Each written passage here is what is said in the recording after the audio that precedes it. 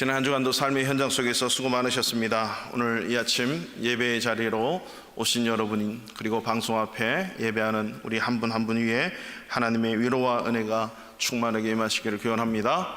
우리 서로 오랜만에 뵙는 얼굴도 있고 서로 그렇게 좀 인사 나눕니다. 추석 명절 잘 보내셨습니까? 주님의 사랑으로 사랑합니다. 이렇게 시작. 추석 명절 잘 보내셨습니까?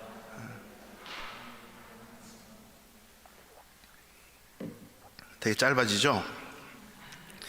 마스크가 끼어서 그래요. 그래서 시간마다 모일 때마다 하나님, 이 마스크가 오늘 우리 집사님께서도 기도하신 것처럼 간절히 구하십시오. 구하는 자에게 마스크가 열릴지어다. 안 할 줄 알고 저는 했지만은 요즘엔 잘 실망을 안 해요. 이해가 됩니다. 마스크를 꼈기 때문에 힘드실 것이다. 그렇지만 그런 상황 가운데 입을 열어 하나님을 찬양하고, 우리 앞에서 찬양하는 우리 찬양단 보십시오. 정말 힘들거든요. 그래서 우리 함께 이 고난의 시대에 하나님께서 주시는 충만한 은혜와 능력과 힘 가지고 이기고 극복하고 주님 붙드는 복된 인생 되기를 축원합니다. 일반 고난 속에서의 믿음 생활, 오늘 본문의 말씀을 가지고 일반 고난 속에서의 믿음 생활이라는 말씀의 주제로 말씀을 나눕니다. 우리가 신앙생활을 좀 하시고 성경 공부를 하신 분들은 아마 잘 아실 거예요. 일반 계시와 특별 계시, 일반 은혜와 특별 은혜, 그게 어떤 말씀인지 우리 잘 아실 거예요. 우리가 이 땅을 살아가면서 하나님께서는 계시, 어느 누구에게나 이 땅을 살아가는 모든 인간에게, 예수 믿든 안 믿든 어떤 인간도 차별함이 없이 어떤 누구에게 동일하게 하나님은 하나님 자신을 스스로 계시 드러내 보여주셨어요. 예를 들면 태양이나 공기나 물이나 사계절이나 우리가 살아가는 모든 삶의 환경들은 예수 믿거나 안 믿거나 동일하게 주어진 거예요. 노력하고 힘 쏟으면 그에 대한 대가를 누릴 수 있도록 하나님은 이 땅의 모든 인간, 예수 믿든 안 믿든 모든 사람에게 동일하게 주어주시는 은혜, 그리고 그 속에서 하나님을 보여주시는 계시, 이것이 일반 계시이고 일반 은혜입니다.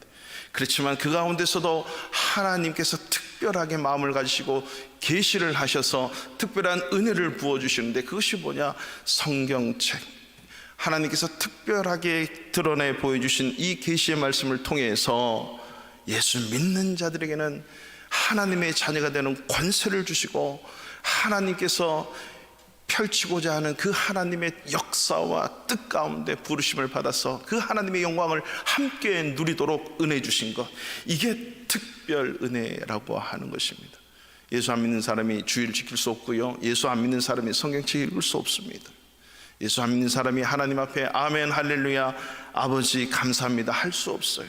그래서 예수 믿는 자들에게만 특별한 은혜를 주신 것, 그래서 영생이라고 하는 천국으로 이끄시는 그 방법은 특별 계시와 특별 은혜를 통해서만이 영생으로 이끄신다. 이것이 특별 은혜고 특별 계시입니다. 그런 측면에서 고난도 마찬가지입니다. 일반 고난, 예수 믿든 안 믿든 이 땅 위에 태어난 모든 인생은 희노 애락 생사 병로 생사, 모든 태어나서 늙고 병들고 죽는 이 모든 고난의 연속은 예수 믿든 안 믿든 간에 누구에게나가 주어진 고난이라고 하는 것입니다. 하지만 예수 믿음으로 살려고 노력할 때, 삶이 어떻게 될지라도, 세상이 아무리 변할지라도 말씀대로 믿음으로 살겠습니다, 그리고 이 예수 그리스도의 복음을 증거하겠습니다 하면서 복음을 전하면서 살 때 오는 고난이 있어요. 예수 증거할 때 자존심도 상하고 마음도 상하고 못 먹고 못 자고 못 입고 헐벗고 박해도 받고 때로는 맞기도 하고 죽임까지 당할 수 있는 그러한 삶, 이거는 특별 고난입니다. 그렇듯이 코로나19 사태를 맞이하면서 선진국이든 후진국이든 많이 가진 자든 적게 가진 자든 인종이 어떻든 간에 오래 살았든 적게 살았든 예수를 잘 믿든 예수를 안 믿든 누구에게나 걸릴 수 있는 것, 세계의 대통령이라고 할 수 있는 그 막강한 권력 트럼프 부부도 코로나 걸리면 격리되어서 병원에서 치료를 받아야 되고 그것을 흔들고 있는 영국 총리도, 브라질 대통령도, 유럽의 아프리카의 많은 머리 수장들도 코로나에 걸리면 격리되어야 되는 것입니다. 이것은 어느 누구에게나 허락된 고난의 터널을 함께 지나가고 있는 일반 고난이라고 할 수 있죠. 누구나가 겪는 이 일반 고난 시대 속에서, 이러한 시대 속에서 우리 믿음을 가진, 특별한 은혜를 입고 사는 믿음을 가진 우리 크리스찬들은 어떻게 삶을 살 것인가, 오늘 요셉의 스토리를 보면서 우리가 교훈을 받고자 합니다. 첫 번째, 요셉은 하나님의 큰 섭리를 믿은 거죠. 그의 인생에서 섭리라고 하는 이 단어는 우리가 잘 사용하지 않아요. 경륜이라고 하는 것 말과 같습니다. 인생과 모든 자연 만물을 다스리시는 하나님만의 원리와 법칙이 있어요. 그것이 하나님의 뜻이라고 얘기합니다. 여러분, 보통 인생이라면, 우리 공부하는 학생들이라면, 아니면 우리 시집장가 안 간 청년들이라면 자기의 인생의 계획이 있어요. 그런 자기에게 주어진 자기만의 고유 고난으로 앞으로의 삶을 계획하고 그것을 보고 이렇게 만들어가는 우리 작은 개인 인생의 섭리라고 말할 수 있겠죠. 만물의 주인이고 인간의 주인이고 역사의 주인이신 하나님 또한 75억의 인구를, 이 지구를, 우주 만물을 어떻게 다스릴 것인가, 하나님만의 생각, 하나님만의 계획, 하나님만의 뜻이 있습니다. 이것을 섭리, 경륜이라고 얘기하는 것입니다. 우리는 요셉의 스토리를 다 알고 있습니다. 얼마 전에 새벽 예배 때도 우리 매일 성경 큐티 본문집으로 하는데 창세기가 끝났어요. 그렇듯이 어릴 때부터 요셉의 꿈, 요셉의 비전, 요셉 관련된 얘기를 잘 알고 있습니다. 요셉에게는 10명의 형들이 있고 1명의 동생이 있었지요. 형들은 처음엔 요셉을 죽이려다가 결국 애굽에 은 20을 받고 노예로 팔아버릴 정도로 요셉을 미워하고 시기하고 질투합니다. 형제라 부를 수 없는, 이미 남보다도 못한 원수와도 같은 그러한 관계가 만들어진 사이. 슬프지 않습니까? 물론 이복 동생이라고 하는 그런 배경도 있지만 한 형제가 이렇게 서로를 원수처럼 여기는. 그런데 노예로 팔린 요셉은 당시에 최강국인 애굽 이집트의 국무총리가 됩니다. 그런 요셉 앞에 10명의 형들은 기근과 흉년을, 배고픔을 못 이겨서 양식을 구하러 애굽으로 왔는데 마침 외나무 다리에서 원수를 만나듯이 요셉 앞에 무릎 꿇고 엎드리게 됩니다. 요셉은 원수와도 같은 그 형들을 만나게 되죠. 이런 극적인 장면 상상해 보셨습니까? 요셉은 이렇게 얘기합니다. 오늘 본문 45장 5절입니다. 우리 다 같이 한번 5절 말씀 다 함께 읽겠습니다. 시작. 당신들이 나를 이곳에 팔았다고 해서 근심하지 마소서, 한탄하지 마소서. 하나님이 생명을 구원하시려고 나를 당신들보다 먼저 보내셨나이다. 아멘. 당신들이 판 요셉이 여기 있습니다. 가까이 불러서 얘기했을 때 이 형들은 섬뜩 놀라지 않을 수 없었어요. 우리는 다 죽었다. 자기를 판 요셉, 아니 요셉을 판 형들, 요셉과 형들 외에는 아무도 몰라요. 그 사실이 이집트의 왕궁에서, 국무총리 방에서 일어나고 있습니다. 다 죽었다. 그랬을 때 요셉은 그렇게 오늘 얘기하죠. 당신들이 나를 이곳에 팔았다고 해서 근심하지 말고 한탄하지 마십시오. 하나님이 생명을 구원하시려고 나를 당신들보다 먼저 이 이집트 땅에 보냈습니다. 신구약 성경을 통틀어 가지고요, 하나님의 섭리와 경륜을 이처럼 표현한 구절은 많지 않아요.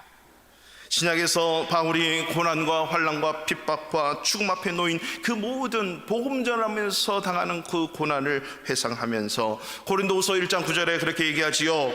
하나님만 의지하게 하시려고 우리를 살 소망까지 끊어지겠다.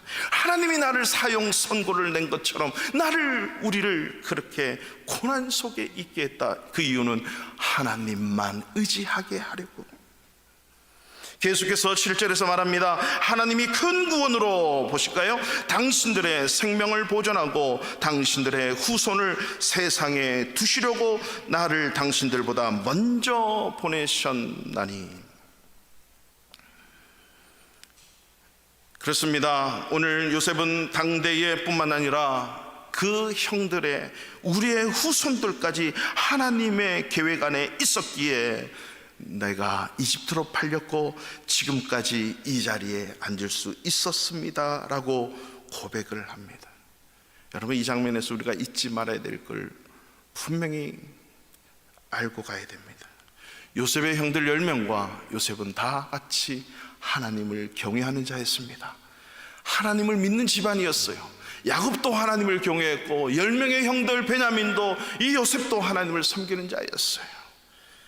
누구나가 하나님을 섬기지만은 자기 인생에 다가오는 그 모든 삶의 어려움과 고난과 환경들을 하나님으로 해석하진 않습니다. 오늘날 우리가 다 예수 그리스도를 믿지만 자기의 인생을 하나님으로 인생을 해석하는 사람이 있는가 하면 여전히 세상 것으로, 세상의 환경과 배경을 나의 백그라운드로 삼고 믿는 자 같지만 하나님과 상관없이 사는 사람들이 얼마나 많이 있습니까? 17살밖에 되지 않는 그 요셉, 고등학생이잖아요. 그 고등학생조차도 형에게 팔려가지고, 그것도 이집트로 질질 돈을 지불하면서 본인이 안 했지만 노예로, 종으로 팔렸다. 누명을 썼다. 감옥에 들어갔다. 13년 이상 되는 그 고통의 세월을, 사춘기의 모든 청년의 시절을 그렇게 보내면서 이것은 하나님이 나를 이집트에 먼저 보냈었습니다 라고 해석할 수 있는 믿음, 자기에게 일어나는 모든 삶의 환경을 하나님으로 해석하지 않으면 도저히 이런 고백이 나올 수 없는 고백이었던 거죠. 형들도 하나님 아는 자였어요. 오히려 형들은 요셉보다 믿음이 더 좋아야만 했습니다. 믿음 횟수도 오래됐고 아버지를 옆에서 봉양했고 집안의 모든 것을 다스릴 수 있는 그 형들은 오히려 더 요셉보다 믿음이 좋아야 되지 않습니까? 그러나 하나님의 관점과 하나님의 시선이 없는 거예요. 하나님으로 해석할 수 있는 요셉, 그는 자기만 보는 게 아니라 당신들의 후손까지도 하나님이 살리려고, 하나님이 살리시려고, 생명을 살리시려고 나를 먼저 보냈습니다. 쓰라린 마음을 안고 노예 생활을 했지요. 그런 가운데서도 요셉은 신실하게 살았지만 누명 쓰고 감옥에 들어갔습니다. 한이 맺히고 아마 죽고 싶은 마음도 있었을 거예요. 그러나 그의 마음에는 철저하게 하나님의 관점, 하나님의 섭리로 자기 인생을 바라보고 해석하는 믿음이 있었습니다. 오늘 본문 1절에도 보면 그 정을 억제하지 못해서 소리 질러가며 물러가라고 다 얘기하고 펑펑 울어대는 그 요셉의 모습들. 여러분, 요셉은 한이 없었겠습니까? 마음이 고달프지 않았겠습니까? 그 정을 억제하지 못하고 눈물을 쏟아냈지만 그 일을 갈 수도 있었던 그러한 형편없는 삶 속에서도 요셉은 한 가지 그 마음속에 하나님의 관점, 하나님의 섭리를 따르는 믿음이 있었기 때문에 그 인생을 만들어갈 수 있었던 것입니다. 요셉은 하나님이 섭리하신다는 관점으로 모든 것을 보았기 때문에 이런 기적과 같은 고백을 할 수 있습니다. 예수 믿습니까? 여러분, 저와 여러분의 우리의 인생을 하나님의 관점으로 우리의 인생을 해석할 수 있는 은혜가 있기를 축원합니다. 헬리나 오웬이 쓴 책 예수의 이름으로라고 하는 책을 보시면요, 믿음이 있는 성숙한 자란 자신이 가고 싶지 않은 곳으로 기꺼이 끌려갈 수 있는 능력이다. 내 자신이 가고 싶지 않는 곳으로 기꺼이 끌려갈 수 있는 능력, 이게 믿음이 성숙한 자라는 것입니다. 모든 인생은 자기가 생각하는 대로, 자기가 의도하는 대로 호락호락 일사불란하게 움직이지 않습니다. 주님은 때로는 나를 사망의 음침한 골짜기로 몰아넣을 때가 있어요. 자존심을 상하게 하고 마음을 아프게 하고 마음을 끌어내리게 하고 도저히 인정할 수 없고 이해할 수 없는 상황 속으로 우리를 이끌어 가실 때가 있다는 사실 알았지만, 그런 가운데서도 주님에게서 떨어지지 않으려고 바짝바짝 붙어가며 하나님 앞에 겸손하게 무릎 꿇고 하나님으로 인해서 바짝 이끌려 다닐 수 있는 능력, 그것이 성숙한 믿음의 크리스천들이라고 하는 겁니다. 요셉이 바로 그런 인생을 살았습니다. 광야길 40년 길을 살지 않았어도 될 하나의 사건이 있었죠. 12명의 정탐꾼을 모세는 가나안 땅에 먼저 보냅니다. 그 정탐꾼이 보고 와서 10대 2로 나눠지게 됩니다. 이것을 민주주의 방식이라고 하면 예수 믿는 사람의 사고와 관점은 완전히 다릅니다. 절대 민주주의 방식은 다수결이지만 민주주의 방식이 하나님의 관점만은 아닙니다. 2명을 따라야만 하나님의 사람들이었습니다. 10대 2라고 해서 10을 따르는 것은 멸망의 길이고 하나님을 대적하는 길이었다는 사실을 우리는 잊지 말아야 됩니다. 10명은 그렇게 봤습니다. 우리 스스로의 보기에도 우리는 메뚜기 같다. 하나님의 관점이 전혀 없었어요. 하지만 여호수아와 갈렙은 아닙니다. 하나님이 우리에게 밥으로 주셨습니다. 우리의 먹입니다. 우리는 갈 수 있습니다. 그렇지만 하나님께서는 그렇게 하지 않으시고 10명에 의해서 40년의 광야길을 들어가게 하십니다. 이때 저는 항상 그렇게 생각을 합니다. 저 같으면 여호수아와 갈렙이 봉기를 들고 모세시여 당신은 백성을 끌고 40년 광야길로 가십시오. 나를 따르라. 우리를 따르는 갈렙과 여호수아는 우리는 바로 들어갈 것이다. 그러나 갈렙과 여호수아는 그러지 않았어요. 자기가 원하지 않는 그 40년의 길을 모세와 함께 그 광야길로 접어드는 것, 자기가 원하지 않는 그곳으로 능히 끌려 다닐 수 있는 능력, 여호수아와 갈렙을 통해서 하나님의 놀라운 가나안의 입성의 승리를 맛보게 하십니다. 교회에서도 진정한 리더들, 소위 우리 중직자들, 교회가 가는 방향으로 기꺼이 끌려갈 수 있는 자들이 교회의 리더들이에요. 이 목사가 못나고 해도 우리 셀 리더분들 보면, 우리 집사님들 보면 다 따라와요. 이 우리 교회에 그런 모습이 있는 거거든요. 가정에서도 마찬가지. 부모가 자기 마음대로 살지 않고 하기 싫어도 부모이기 때문에, 회사에서 누가 임원이 되고 누가 평직원입니까? 평사원과 임원들은 다릅니다. 임원들은 그 하나의 중심이 되어서 싫어도 감당해야 될 그 끌려갈 수 있는 능력이 그 안에 있어요. 가다 보니까 그것이 힘이고 능력이고 우리에게 주어지는 거예요. 그렇듯이 모든 어떤 공동체이든 자기가 원치 않는 곳으로 끌려다닐 수 있는 능력은 세상도 성숙한 자라고 하는 것이죠. 특별히 믿음의 공동체는 이렇게 성숙한 믿음 있는 자들을 통해서 하나님은 그분의 섭리와 그분의 뜻을 이루어 가신다는 사실입니다. 우리 바르샤바 한인교회 믿음에 굳게 바로 서서 이러한 성숙한 크리스찬이 될 수 있기를 축원합니다. 바로 요셉의 삶을 섭리하시는 하나님의 주권을 믿었기 때문에 그 외로움 자리, 억울한 자리, 노예의 자리, 복수할 수 있는 자리에서도 꾸준히 흔들리지 않는 하나님의 섭리를 가지고 믿음의 삶을 살아낼 수 있었던 것입니다. 이렇게 일반 고난 속에서 믿음 생활은 먼저 나에게 닥쳐오는 내면과 외면의 삶을 하나님의 섭리로 믿고 해석할 수 있는 자, 그러한 자로 살아갈 수 있어야 됩니다. 둘째, 요셉은 하나님의 큰 섭리를 믿고 지금 현재 일에 최고의 성실로 책임을 다했습니다. 애굽 보디발 장군의 노예 중에는 요셉만 있었던 것이 아닙니다. 여러 종들이 있었습니다. 근데 이 요셉이라고 하는 종은 뭔가 달랐습니다. 히브리인이기 때문에, 유대인이기 때문에 다른 게 아니었습니다. 뭔가 달랐습니다. 다른 노예들과는 다른 삶의 모습이 있었습니다. 신비롭고 거룩하기 짝이 없었습니다. 그 이유를 보니까 요셉은 늘 항상 하나님 앞에서 살았다라고 기록하고 있습니다.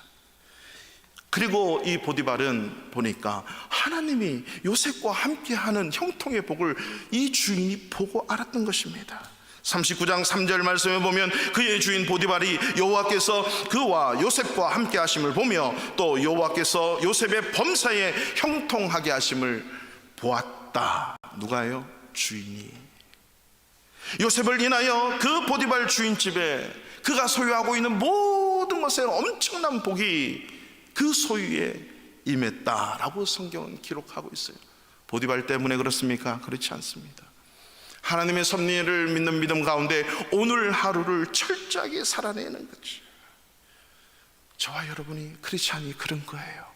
보나 안 보나 내가 리더이든 내가 리더가 아니고 평사원이든 어떤 공동체나 오늘 하루 지금 하나님 앞에서 성실하게 나의 직무를 다하고 있는가? 엄마는 엄마로서, 아빠는 아빠로서, 교회의 직분자는 직분자로서, 목사는 목사로서, 회사의 자기의 직분으로서, 삶의 현장 가운데 아내로서, 주부로서 내가 오늘 맡고 있는 이 삶의 현실 속에 나는 성실을 다하고 있는가?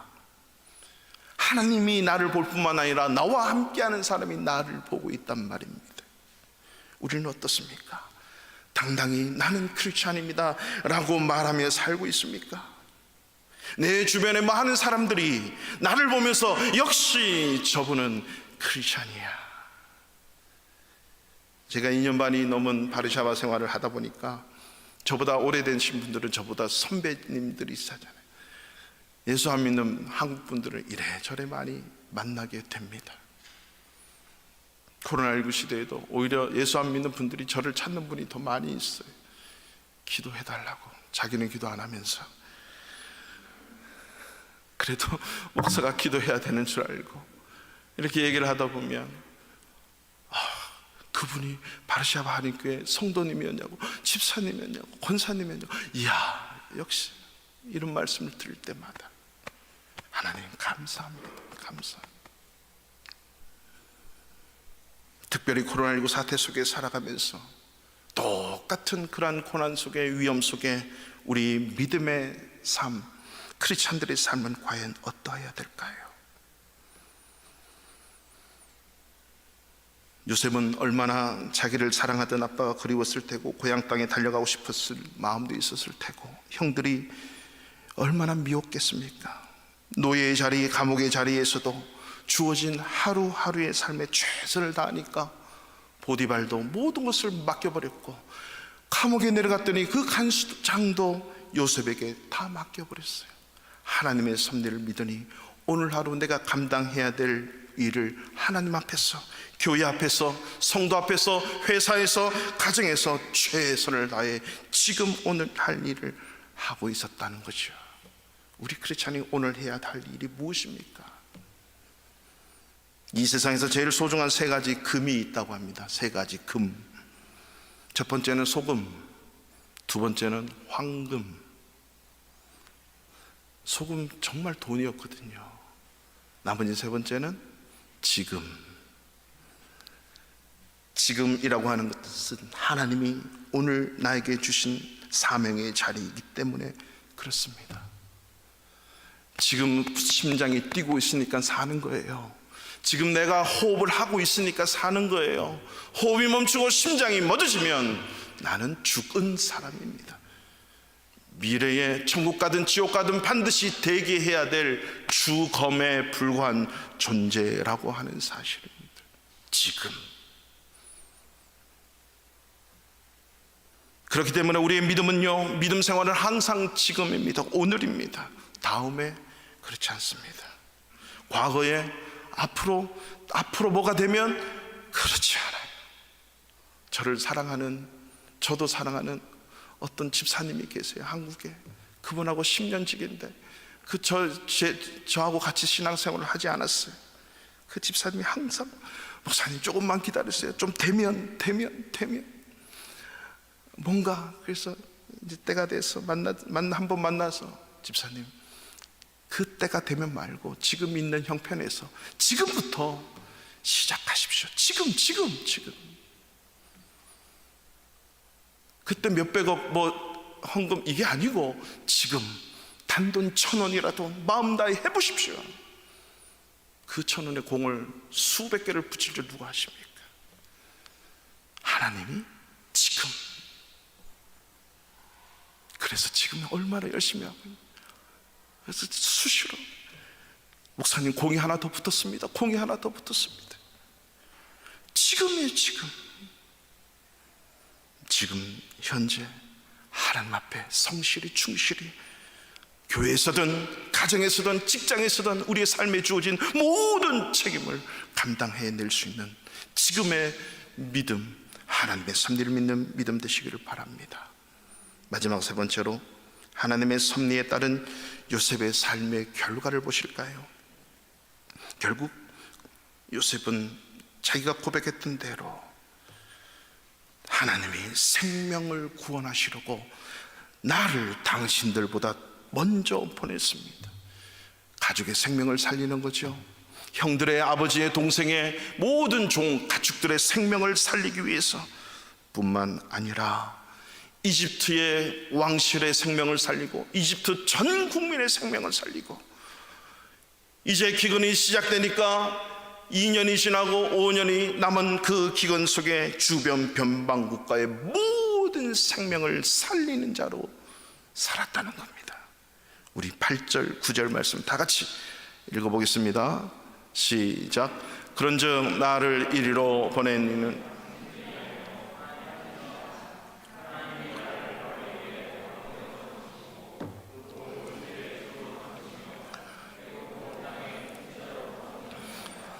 당신들은 속히 아버지께로 올라가서 아뢰기를, 아들 요셉의 말에 하나님이 나를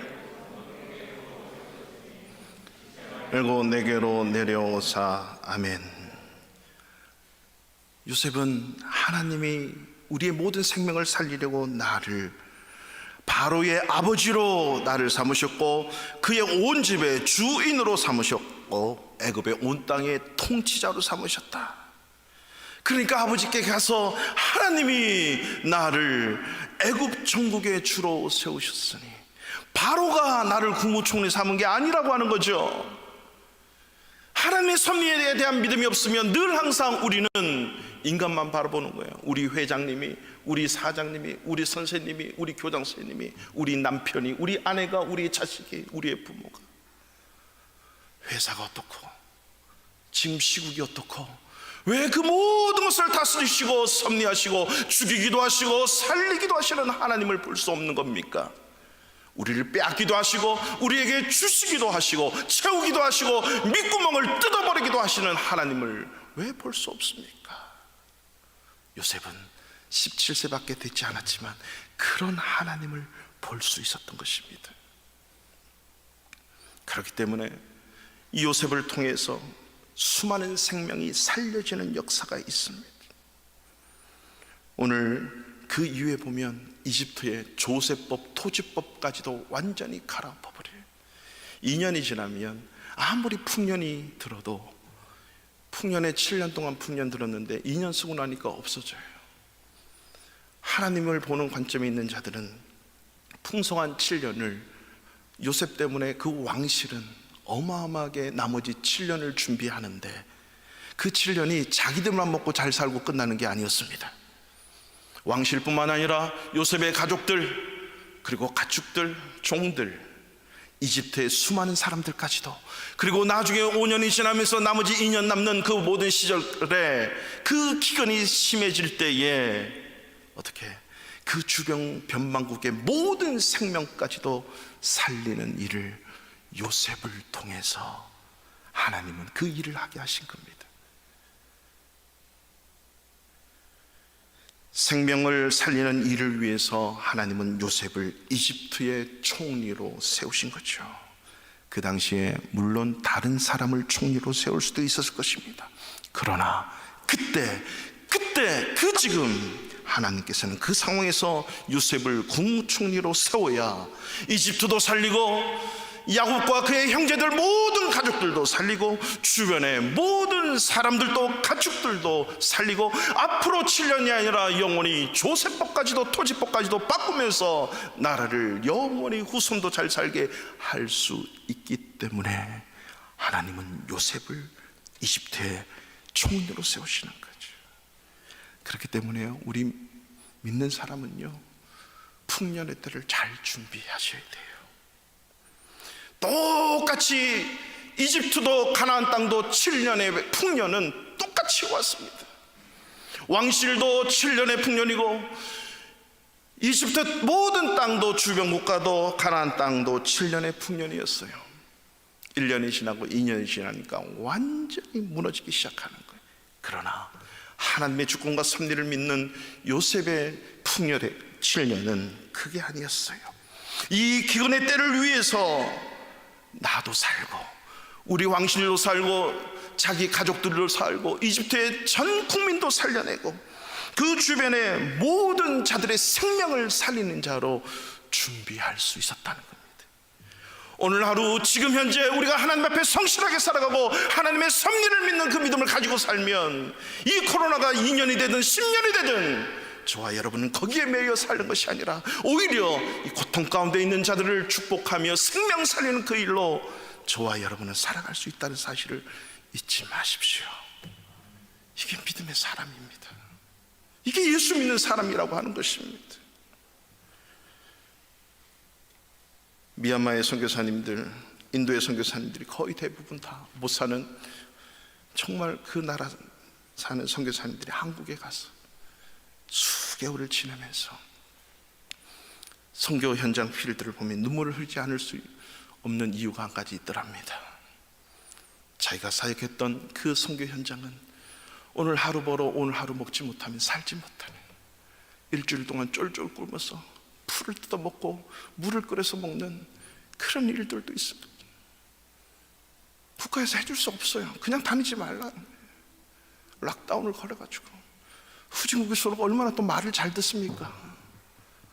오늘 하루 벌어 먹고 살아야 되는 생명 생존에 오늘 지금 죽느냐 사느냐 문제로 고민하고 아파하는 수많은 인간들이 있는데, 대한민국에 살아보니 오늘 하루 죽고 사는 문제가 아니라 놀러 가지 못해서, 누리지 못해서, 뭔가 내가 취미생활, 여가생활, 나의 문화생활을 할 수 없어서, 비행기를 타고 어디 나갈 수가 없어서 그 즐기지 못하는 그것 때문에 괴로워하고 아파하고 심란해하고 정신병에 우울증에 걸려 전화하고, 얼마나 같은 인간으로서 인간 본질의 문제를 갖고 고민하느냐 아니냐.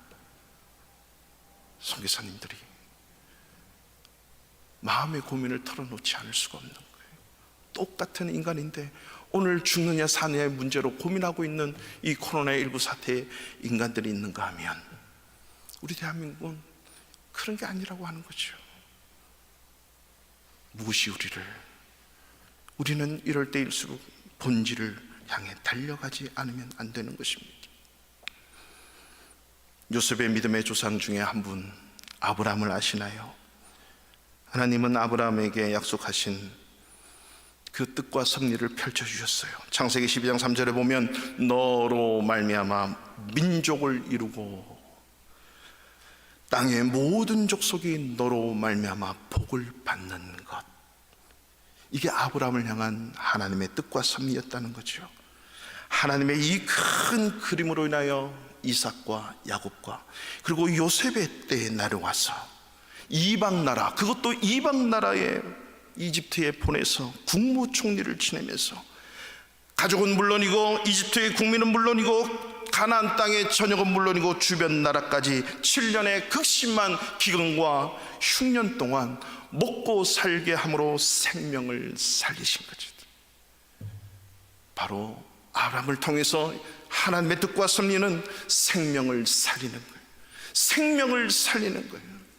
오늘 이 시간 죽어가는 수많은 영혼들이 저 영원한 지옥의 고통으로 빠지지 않고 오늘 이 순간 죽어도 하나님 앞에 영생으로 설 수 있는 그 생명 살리는 그 일 때문에 하나님은 요셉을 하나님의 사람으로 사용하시는 거죠.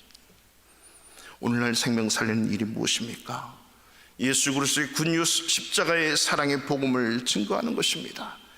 아브라함을 사용하시고 요셉을 사용하시고 다윗을 사용하시고 그를 통해 예수 그리스도를 이 땅에 보내주셔서 모든 죄인을 구원하시는 생명 살리는 그 일을 예수 그리스도를 통해서 하시며 그 예수 그리스도를 믿는 자들에게 하나님의 자녀가 되는 그 권세를 주시고 아브라함이 받았던 복을 오늘날 믿는 우리에게도 받게 하시고자 우리를 지금 이 순간 저와 여러분을 이 세상에 살아가게 하신다면 요셉보다도 더 큰 축복을 받을 수 있지 않겠습니까? 그래서 야고보는 그렇게 얘기합니다. 엘리야가 능력이 있어서 엘리야가 잘나서 기도했더니 하늘이 닫히고 기도했더니 비가 그치고 기도했더니 가뭄이 오고 온 것이 아니다. 똑같은 우리의 사람이다. 우리도 엘리야처럼 기도할 수 있다. 문제는 기도 안 하기 때문에, 문제는 요셉처럼 하나님의 섭리를 믿음으로 받지 않기 때문에. 하나님은 하실 수 있다. 생명을 구원한 그 일, 오늘날 저와 여러분들에게 예수 믿는 오늘 요셉을 사용하셨던 것처럼 저와 여러분을 그렇게 사용하기를 원하신다는 사실을 잊지 마십시오. 뉴욕의 성광교회, 아니 워싱턴의 성광교회에 이희돈 장로님이라고 계세요. 이분이 세계무역센터 협회의 수석 부총재님이세요. 경제활동 하시는 분들은 아마 다 아실 겁니다.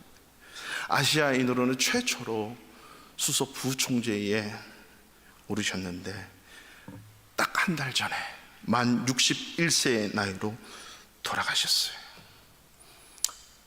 제가 그 장례식장의 중계를 보면서 나도 앞으로 얼마 안 남았는데 과연 내 남은 생에 저런 말을 남기고 갈 수 있을까?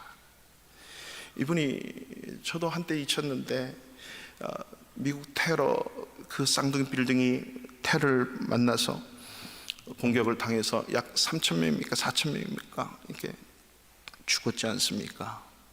그때 살아나신 분이에요. 2001년 9월 11일 테러 사건에.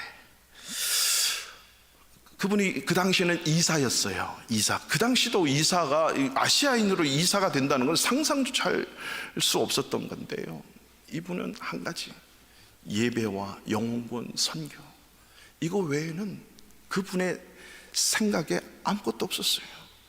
예배와 생명 살리는 그 일 때문에 자기가 이 무역센터, 이 무역협회의 이사도 되어야 되고 이것 때문에 수석 부총재도 되어야 된다. 이 믿음 하나로 사는 거죠. 오직 예배와 생명 살리는, 이 워싱턴 성광교회 모든 성도들이 인정하는 거예요. 마침 2001년 9월 11일 테러가 난 아침에 그 무역센터 105층에서 15명의 세계 이사들이 모여서 회의가 있었다는 겁니다. 본인이 주최를 한 거예요. 그래서 늘 워싱턴에서 출근을 이렇게 하면 아침에 딱 내려서 몇 시에 딱 들어가면 뭐 충분히 아침에 다 할 수 있는 그 시간, 거리.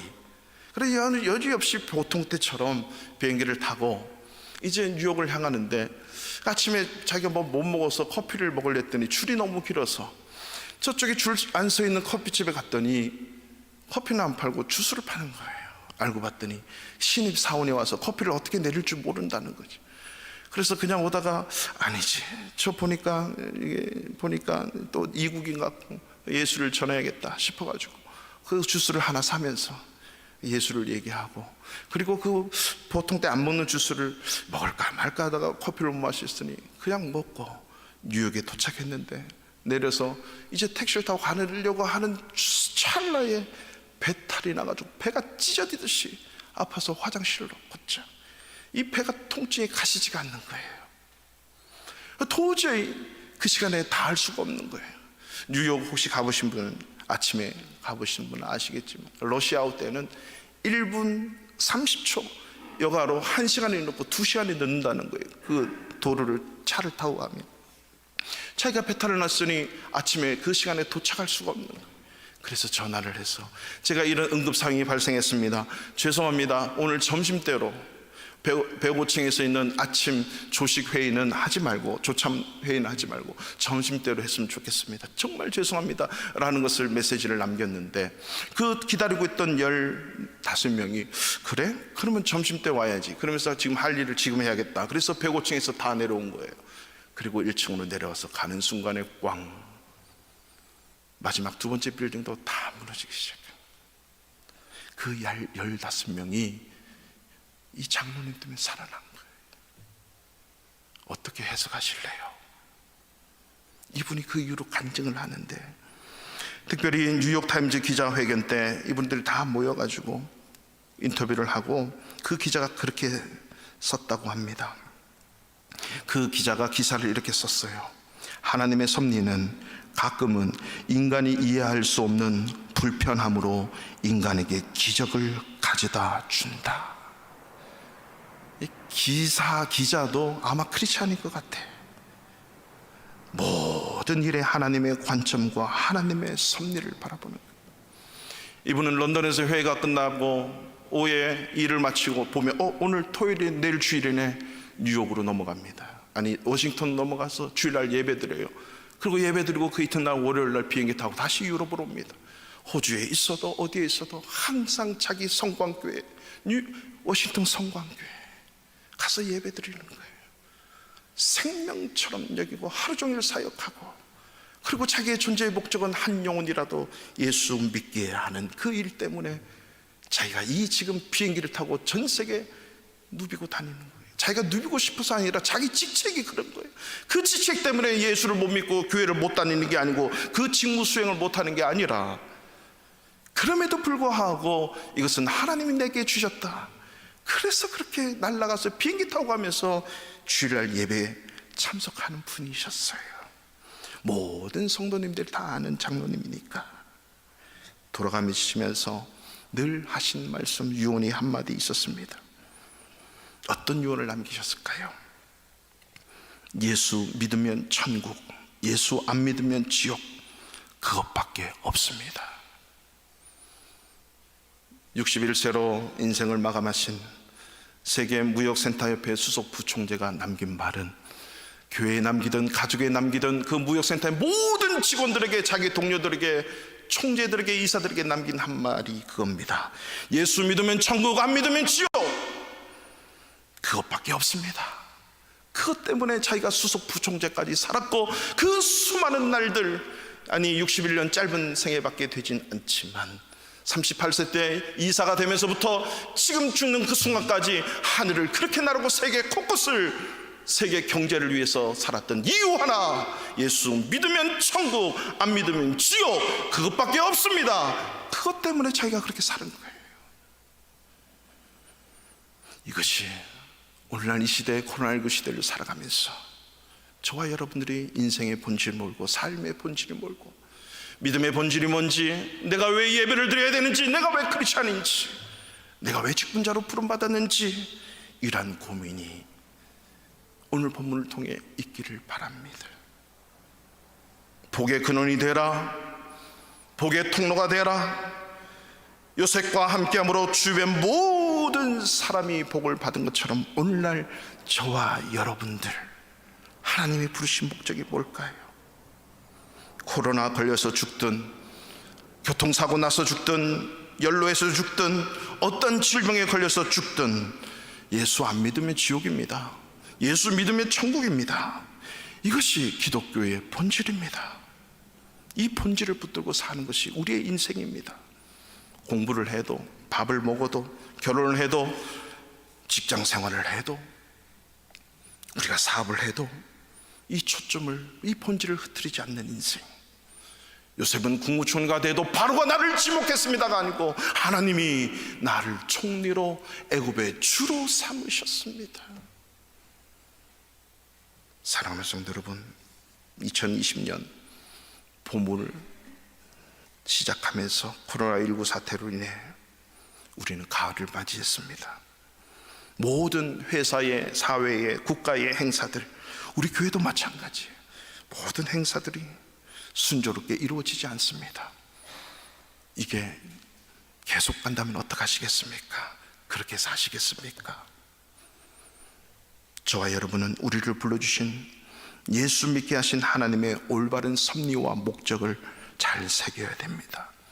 일반 고난 속에서 누구나가 함께 다 겪는 코로나19 사태 속에서의 믿음 생활, 하나님의 섭리를 믿는 믿음을 붙드십시오. 그리고 지금 오늘 이 순간 그것을 놓고 성실하게 살아가십시오. 그런다면 우리 때문에, 나 때문에 주변에 나와 함께하는 직원들, 상사들, 우리 회사가 사는 거예요. 나의 무릎 꿇는 그 기도 때문에, 요셉 때문에 이집트가 살았듯이 내가 믿는 하나님, 내가 무릎 꿇는 그 무릎 때문에 우리 회사가 살아나는 거예요. 우리 사업이 잘 되고 교회가 되고 바르샤바가 되고 폴란드가 되는 거예요. 우리 대한민국이 되는 것입니다. 내 주변, 내 가정, 내 직장에 내 주변을 살리는 자로서 살아가는 축복, 우리 바르샤바 한인교회가 28주년을 맞이해 보내면서 우리가 함께 신앙의 공동체로서 주님이 말씀하신 교회의 본질, 우리 인생의 본질, 믿음의 본질을 놓지 않아 하나님의 기쁨을 이루는 저와 여러분의 삶이 되시기를 주님의 이름으로 축원합니다. 다 같이 그 자리에 일어나셔서 오늘 주가 보이신